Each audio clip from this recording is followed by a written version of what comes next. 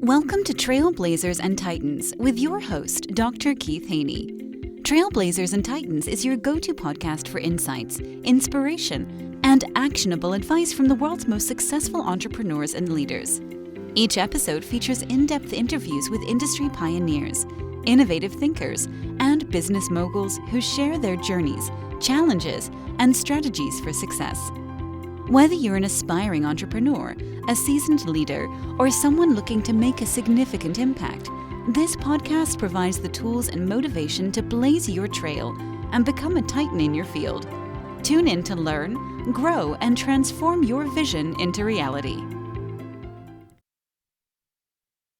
Today's guest is a powerhouse of passion, vision, and innovation. In the world of real estate, Gladys Margarita Diaz, a bilingual Cuban American based in the heart of Miami, brings her signature Latina flair to property development and revenue optimization, transforming spaces not just for profit, but for purpose. An architect and Cornell University alumna, Gladys doesn't just talk square footage and price tags. She asks a deeper question: what kind of space do you want to create? Her approach blends design, emotion, and community impact, turning real estate into a sensory experience that resonates with buyers and uplifts neighborhoods. As a co-founder and managing director of Urbanization Group since 2001, Gladys has led multi-billion-dollar ventures, negotiated complex deals, and pioneered innovative housing solutions, including her visionary work in the tiny house movement and award-winning ADU developments featured on HGTV. Her transformational distressed properties into thriving homes and SaaS is shaping the future of sustainable living. Gladys is a trailblazer who's redefined what real estate can be. Get ready for a conversation filled with insight, inspiration, and a whole lot of heart. We welcome the dynamic Gladys to the podcast. Wow, I have to live up to all that. Woohoo! All right. There you go.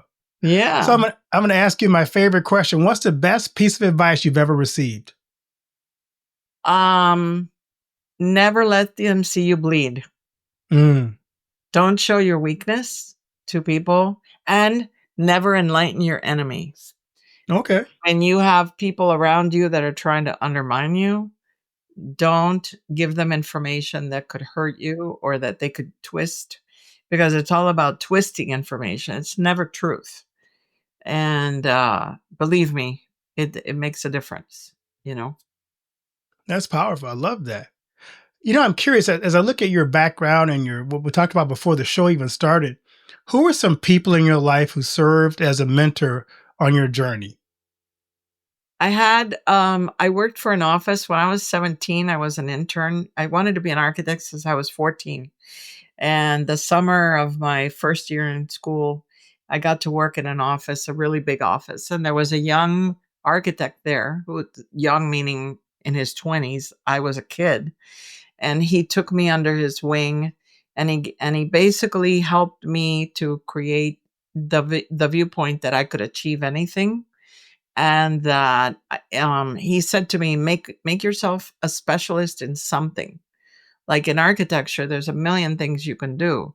It's a very broad field, and find what makes sense for you.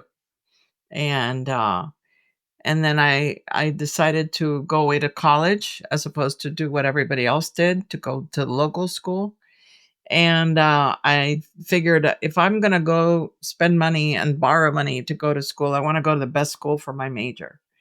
And I asked him, I said, what's the best school for my major? And they said, well, Cornell University.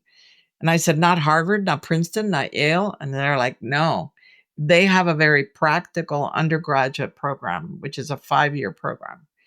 And the guy who taught everybody, who teaches at Harvard and Princeton and Yale, teaches there. So go to the source. And I think that was another sort of aha moment, like go to the source. When you're looking for information, when you want to work with somebody who's an expert in their field, don't go to the disciples, go to the source. Find out from that person what he did to make things, successful and so on.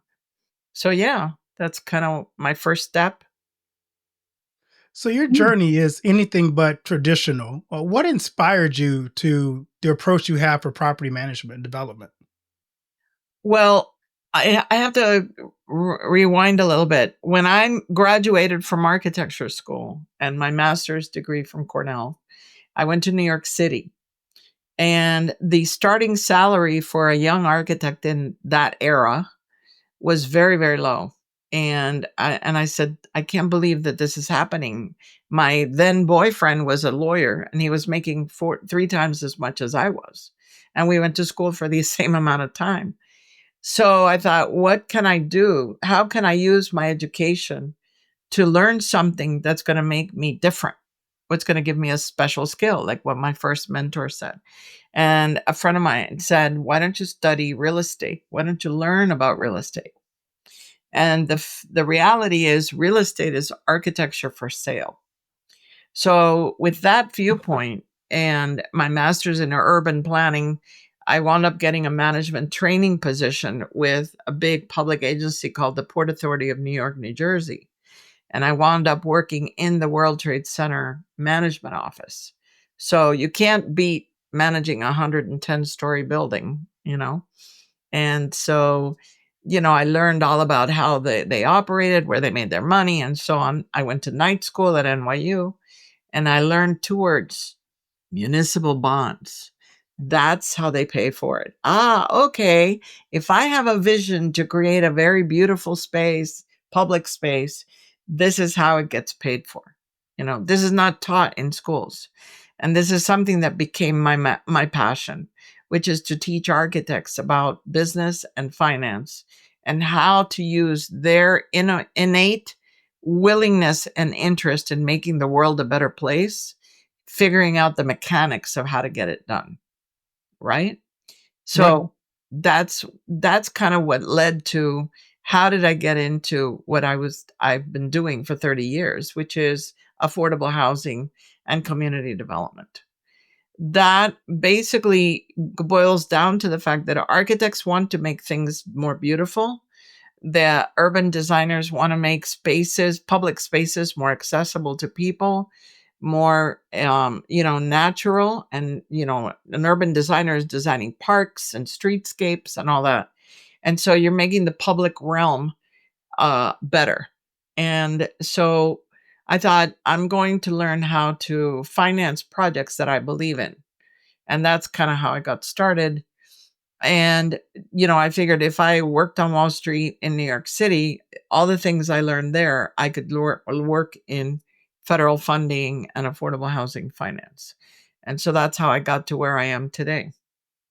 What are some of the challenges you faced as you dug into this field? Because I'm assuming that there's a lot of regulations, a lot of rules, there's a lot of red tape. How did you navigate through all of those things to do what you do? Well, the first challenge was being a Latina on Wall Street in the 80s. There were maybe 3 women like that. And I got my job for 2 reasons. I was bilingual and I had an Ivy League education. And I worked on the equities trading floor. I had secured my license because I was working on a real estate project that was syndicated as a security. And my boss told me I had to get the license. So fortunately, I had a certification that made me eligible for that. But it was a totally new world. And I think that, just believing in what you can do and knowing that you know what you can do. Those challenges you're asking me what were the challenges that I faced? Well, first of all, I needed to learn a lot of things that I hadn't learned. And when you're starting out in your career, you're always learning. And now at this point in my life, I'm still learning. We're going to talk about that later. And using the ability to learn as a tool. Because when you go to college, wherever you go, whatever degree you get, if you learn how to study, if you learn how to analyze, if you learn how to think, then you can do anything. And I'm lucky enough to have been in a program at school that taught me how to think and how to take things. An architect takes projects. When you're doing a project, you take pieces of problems apart and you tackle them at different, in different ways. Everything has a different type of solution. So that was that methodology, that strategy was something that is innate. And I think that we were trained in that manner. And I think that we have the opportunity as a profession to make the world a better place. I do. So when I think about what you do, you have to look at a space and see it differently than someone else who isn't seeing that same space. So how did you learn to develop to see things that aren't quite there yet but could be there? Well, it's called imagining the green couch and the purple drapes when you walk in a room. And every single designer, every architect has that vision. You are taught to imagine. Imagination is the most powerful tool that a human being has. Imagine you being the pilot of a ship. Imagine you being the queen of the beauty show. Imagine, and you have to imagine what you could be and what you could do. And so when you look at a place, you're like imagining, gee, wouldn't this be great as a childcare center? Wouldn't this be great as an after school place? What are the things that this place could become?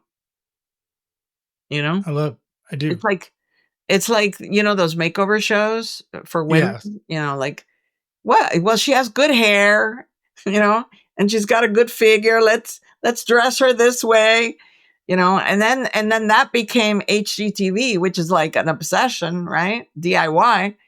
How can you do this? How can you do that? And I think that we have a culture now that's very in tune with making things better, with improving things, and people are starting to practice using their imagination. I think that's the answer. No, I like that. Can you think of a project that you are really proud of that you saw and developed, and tell us what that project was and what about it stands out to you? Well, in 2008, when the housing crisis happened, the federal government, Mr. Obama, created a program called the Neighborhood Stabilization Program. And there was a very substantial amount of money allocated to Miami-Dade County. I was one of 19 developers that were approved to use this funding. So the director of the housing office and the director of the regional office of Fannie Mae called me in one day, and they said, "We want to meet with you." And I'm like, "Uh-oh, what did I do wrong?" It's like going to the principal's office, right? Because he was my client. This is like the head of the housing office in Miami-Dade County. And they said, "We want you to do a project." And I go, "Okay." There was a building called the Hampton House, which is a motel that during the 50s and the 60s was an apartment, not apartment complex, but like a place, a hotel for celebrities and entertainers that were African American that were not allowed to stay on Miami Beach. So imagine performing at the Fontainebleau and having to stay in this motel. There's a film that came out called One Night in Miami, which was directed by Regina King. I think she was nominated for an Oscar, about this building being like a community center for that era. And the county had invested money to rehabilitate that building. But that building was surrounded by crack houses all to the west. And there was an absentee landlord, and they said, "We will give you the funding, find the owner, buy the property, and build something different." And I said, "Okay." So I called 40 people at Chase, 40 different offices. "Hey, this is the loan, blah, blah, blah, blah, blah." And finally I got the guy, and I said, "Okay, we have funding to buy your mortgage. And we're going to go to it was going to auction and, all that mechanic." So then I called a friend of mine who was a developer, and I said, "Listen, you guys have money, partner with me, and let's make this a really cool project." So he says, "It's your fault. I got involved in this." And basically we relocated all the people that lived there that needed to be relocated. Then we demolished the entire block, and we built 100 units of multifamily tax credit housing for people earning 50% of median income or below. And I'm proud to say that the building actually, I visited the building about a year or so ago. This was it basically opened in 2014. I went to the building about 3 years ago, and I met with the property manager. 70% of the residents had become homeowners, had left and become homeowners. So the plan of action was to create a building that had social services that could help people that moved in there to go up, to raise their standard of living, to find home ownership, and become, people who are happy and successful and so on. They're not just living in a rental property. So that to me is called Hampton Village, and it's next to Hampton House, which is the name of the motel. And I'm really proud to say, and I got an award for it and everything. It was really nice. So that to me, it changed the neighborhood. It made a lot of families happy, and it set a standard. I love that. I'm curious, with your background and your experience, what role does culture play, especially being a Cuban American woman in real estate, in the work that you do? I'm a Latina. I can't help myself. Well, as a matter of fact, the commitment to homeownership, I am now on the board of a national organization called NAREP, National Association of Hispanic Real Estate Professionals. I am the government affairs director, which means that I monitor legislation and stuff, and I share that with my members. And I also advocate for sustainable Hispanic homeownership. Now, I have been committed to homeownership regardless of, where you come from. But, and this is something that I pride myself on. I've been a volunteer. I'm the chairman of the Architectural Review Committee for the Housing Finance Authority of Miami-Dade County. And what that means is that I created, with a group of other professionals, we created a really great team, a visionary executive director, Patricia Brainin. She established the committee to create design guidelines so that developers would build housing that looked like, felt like market rate, but it was tax credit, low and moderate income people. And I'm happy to say that the quality of the housing in Miami-Dade County that's built with this funding is superb. A lot of the developers have really gotten it, and they create really nice buildings that have a lot of amenities, and they feel like really very high quality environments. So that's creating spaces where when you get home and you're in this beautiful building, you're like, wow, I'm doing good. My life is good. I have potential. The future is mine. The world is my oyster, and that's what you want young people to have, the feeling that they can go anywhere, do anything. And if they live in a great environment, if you create a space where they are like, oh, let's go play ping pong, or, because that's one of the things, like amenities for the people who live there. It really works. If a young entrepreneur is listening to us today going, I want to do what she does in my community because I see the urban plight and the need for, affordable housing, what key things or what steps would you advise them to start working on to kind of duplicate what you're doing in their area? Connect with the Office of Community Development in your region. Connect with organizations like NAREP. We have a sister organization for African American realtors and brokers. And I think that, and there's an Asian group. So we have, our group that support us. We help each other. And I think that find your people, find your people who have the same passion, and then learn as much as you can about affordable housing. Find out about your local housing finance authority, get to know the executive director and the staff, and you can learn how the funding gets done, and then find out from your Office of Community Development that manages the funds that come from the federal government, how that money is deployed and what programs are they creating so that you can become a developer if you want, if that's something you enjoy, or you can do financing for first-time homebuyers, or you can sell property, or if that's your thing, whatever you do, whatever profession you're in, there's a role for you in community development.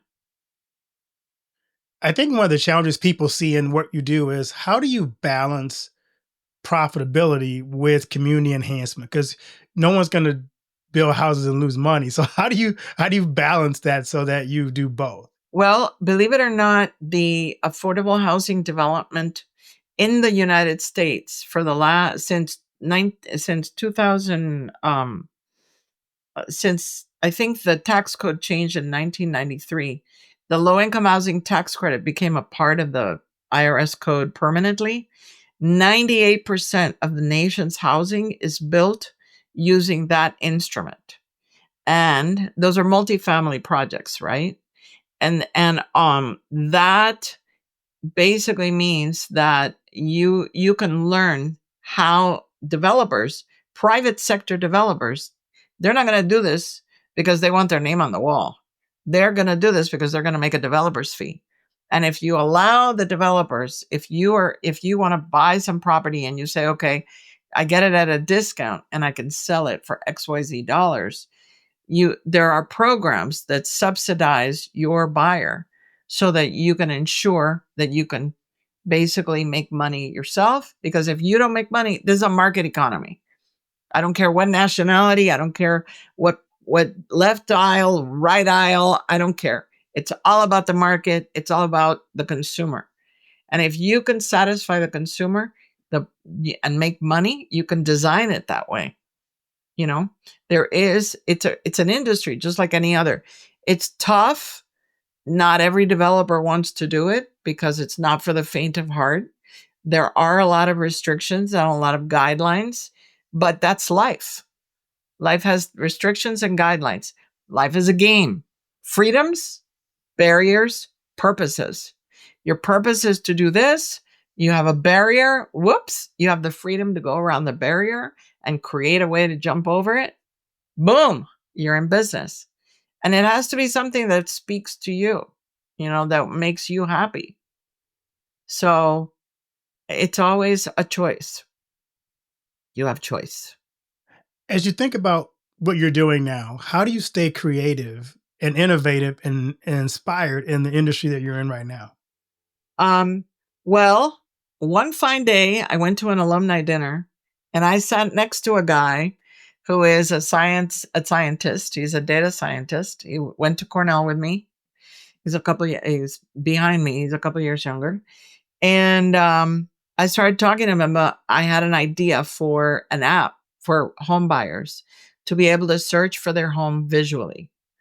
Imagine that you take a photograph of a property that you like and say, upload it and say, I want this and zip code 33133 or something like that. So that the whole community of home buyers, our culture is very visual, right? So people have been raised on HGTV. They know what they're looking for. They're very sophisticated. They have a sense of style. And so then I said, can you help me create an app that search by style? And I said, you're not thinking big enough. So now, 2 years later, we have a platform with 5 AI tools. Now, my partner, my co-founder, the company's called Agent Mira. The co-founders that I'm with are just geniuses at what they do. Anil Kal, who's our CEO, was the owner of a company. He sold it. He cashed out. He did well, and he's been funding this project.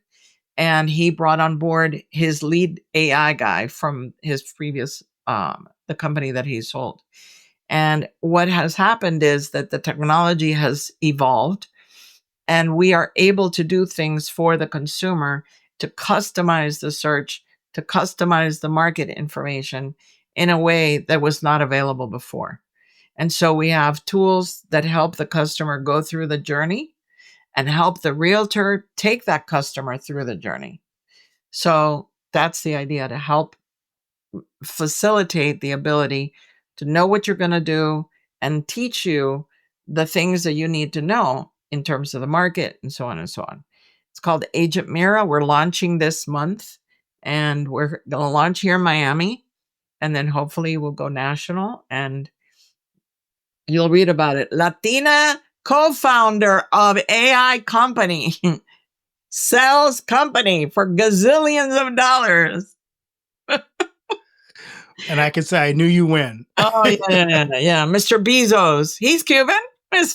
Yeah, Papa that's Bezos. true. You know the score. You just do what you do, whatever it takes. And I'm looking forward to beta testing it this coming month, and that's what I'm doing now. So, learning. It's all about learning how to learn, training yourself to be a student of everything you're interested in. Look up words you don't know. When I see a word that I don't understand in the IT world, because you realize every industry has nomenclature, and I have my architecture and I have my engineering and finance. These guys, they're like in a world unto themselves, the IT guys, right? So every time I come across a word that I don't understand, I define it. I look up the root of the word, and that takes me into the realm of understanding. And that is learning. That's learning how to learn. That's one of the 3 major obstacles to learning. You having the ability, lack of mass, not seeing the physical, like not knowing what does this mean. If I tell you, here's my stickies, you don't know what a sticky is if you don't see it, right? The second one is skipped gradient. You go beyond a gradient of knowledge that you could handle. That's more in the realm of doingness. Like you learn how to build a puzzle and then you're like, wait a minute, the pieces aren't fitting. Oh my God, my Lego doesn't look good. It's because you skipped the gradient. You didn't read the instructions and follow the sequence, right? Everything has a sequence. But the most pernicious one is not understanding the words of your industry, the nomenclature. And that to me is the most powerful tool. The tool of being able to learn, to being able to observe, and to apply that knowledge and make things happen. I love it. I love to ask my guests this question. What do you want your legacy to be? When I grow up, yeah,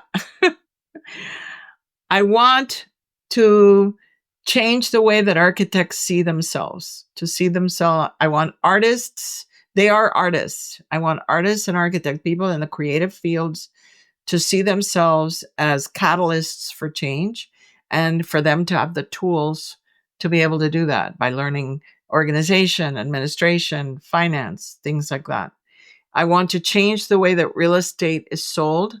I want it to be something that is visual, something that people can relate to, because visual is emotional, right? That's where we go with the emotion, what you started talking about, what I believe in, that it's all buying anything is an emotional experience. So you have to feel the vibe of that neighborhood. You have to feel that that house has your name on it. And the only way you're going to do that is if you see it visually. And if you can't visit it the first time, you get as much information visually so that you know, okay, let's go look at this. This really speaks to me.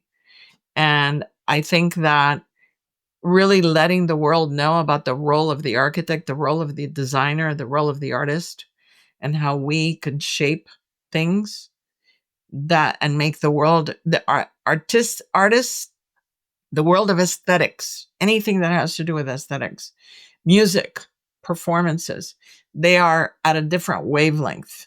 You're talking about somebody who's up here, you know, people dance to music. They can be any color, any shape, any size. They love Gloria Estefan's conga, right? I bet you dance to it. Yeah? Yes. Okay. And the reverse flow, hip hop, people dance to that all the time. So music communicates at a level that is above and beyond the trappings of the physical universe. It's spiritual, communicates at a spiritual level. And you're a spiritual guy, you know what I'm talking about. Exactly. Yeah. Gospel music, takes you to another realm, right? It does, exactly. It connects you with the Almighty. Yes. Yeah, there you go. So that's my legacy. I love that. So this year in season 6 of the podcast, we're doing something special.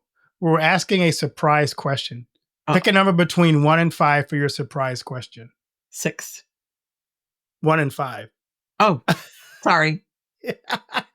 That's my favorite number. That's my birthday. 3. 3. Oh, here we go. What is the weirdest text you ever received? The weirdest text? Yes. Oh, there's so many.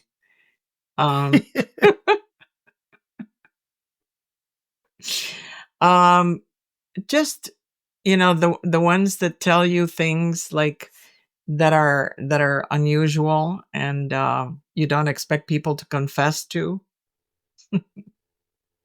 Accidental Last night confession. I did blah, and I'm like, what? You did what? I don't need, that's TMI. I don't need to know that. Yeah, make sure you check your text before you hit send, right? Yeah. I think maybe they sent it by mistake. I love the ones I get that aren't for me. Those are hilarious. So Gladys, as we wrap up our talk, what words of inspiration do you want to leave with the audience, especially young entrepreneurs who are just starting out, who are trying to get where you've gotten? Any words of wisdom or encouragement for them? Always be learning. Always. Everything is an opportunity to learn. Every mistake you made is an opportunity to learn and to change something that you want to change. But always be open to learning and open to new ideas, because you never know where your next idea is going to come from. And never, ever be afraid to talk to the guy sitting next to you or in front of you or behind you in line. Hi, my name is... you have no idea how many magical things have happened in my life because I'm like, hi, I'm so-and-so. Who are you? What do you do? So Gladys, where can the audience connect with you, follow you, and follow your career, follow what's next for you? I'm on Instagram at Gladmag Diaz, GladMagDiaz. I'm on LinkedIn, Gladys Margarita Diaz Jordan. And those are the 2 places that you can find me. Facebook also, Gladmag Diaz. I use the same handle. And, I can share those with you if you wish, all of the social Definitely. media channel attributes that I have. Well, thank you so much for taking the time to share your amazing journey with us and your passion for what you do and the way you make an impact in your community. You are truly an inspiration for us. Thank you, sir. Thank you. Thank you.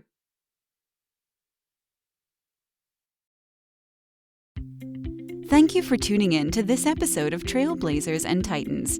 If you enjoyed our conversation and found value in the insights shared, please subscribe to our podcast and leave us a review. Your feedback helps us reach more listeners and continue bringing you the stories of the world's most inspiring leaders. Don't forget to follow us on social media for updates and exclusive content. Join our community of Trailblazers and Titans, and let's continue to learn, grow, and transform our visions into reality together. Until next time, keep blazing your trail and striving for greatness.